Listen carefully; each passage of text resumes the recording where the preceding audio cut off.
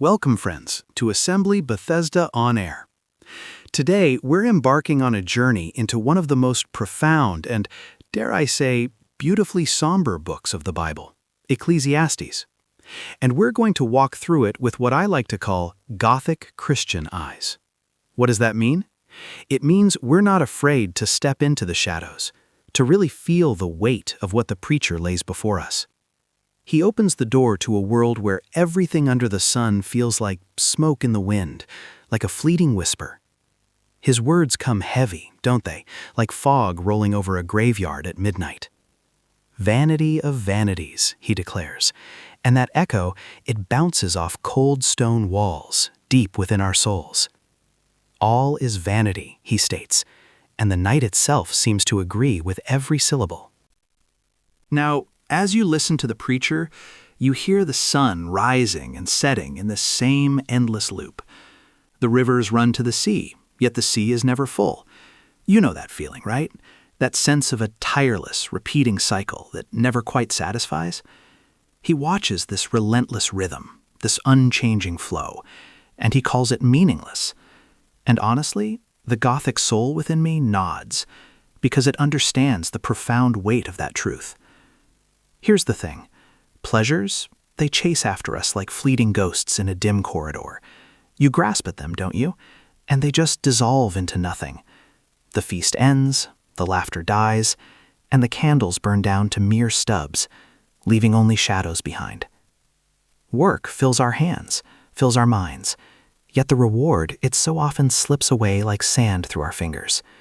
We build empires of stone, and inevitably, they crumble back into the earth. The preacher sees this futility, and he doesn't sugarcoat that dark reality. What's interesting is how the preacher weighs wisdom against folly. For a moment, wisdom certainly stands taller. It feels more significant. Yet both wisdom and folly, they walk the exact same path to the grave. The wise man, he dies just like the fool. And eventually, their names, our names, they fade from the stones, erased by the relentless wind. And in that, the vanity, it feels truly complete, doesn't it? The seasons, they turn in their own black rhythm, and we move with them, a part of that ancient dance. There's a time to be born, yes, and a time to die. A time to plant, and a time to pluck up what was planted. The earth, it keeps its own dark calendar. A time to weep, and sometimes those tears feel like they will never stop. A time to laugh, and yet sometimes the sound rings hollow in an empty chamber. The preacher lays it all out, and for those of us with a Gothic faith, we find a strange, unsettling poetry in this turning, this relentless cycle of life and death. As we continue our journey through Ecclesiastes, the preacher doesn't shy away from the stark realities of our world. He describes oppression walking the streets like a silent predator. The poor are crushed under the heel of the powerful. And what's truly unsettling is that no one seems to notice, or perhaps no one cares enough to act. The preacher meticulously records this injustice, and as he does, the night seems to grow thicker around his words, highlighting the pervasive darkness. Then there's loneliness. It creeps in when our companions scatter, when the bustling world goes quiet around us. Two are better than one, he says, and it's a profound truth. But even that bond, that precious connection, can fray like old lace caught in the rain. The vanity of isolation, the sense of being utterly alone in a vast world, it sinks deep into our bones, leaving a chill that's hard to shake. It's a reminder of how fragile our connections can be, and how deep the wounds of separation run. Moving deeper into the preacher's reflections, we confront the allure and ultimate deception of wealth. He describes it stacking high, almost like bones in a catacomb. You count it, you acquire it, but does it truly bring rest in the small, quiet hours? Rarely. We see the stark irony. The rich man tosses and turns, worried about his riches, while the worker, who toils for meager wages, often sleeps soundly. This contrast cuts like a thorn in a manicured garden. And then there are the vows we make, often lightly, without fully grasping their weight. They can hang over our heads like unpaid debts. The preacher warns us to guard our tongue and our heart when we speak to God or make promises to others. The silence that follows a broken promise, it feels heavier than any storm. He encourages us, yes, to enjoy the simple things, the bread we eat, the wine in our cup, the simple comfort of our hands' work. Yet even these gifts, he cautions, carry the faint taste of dust if we forget the giver in the dark. The Gothic heart savors the moment deeply, while always knowing the clock ticks toward the veil.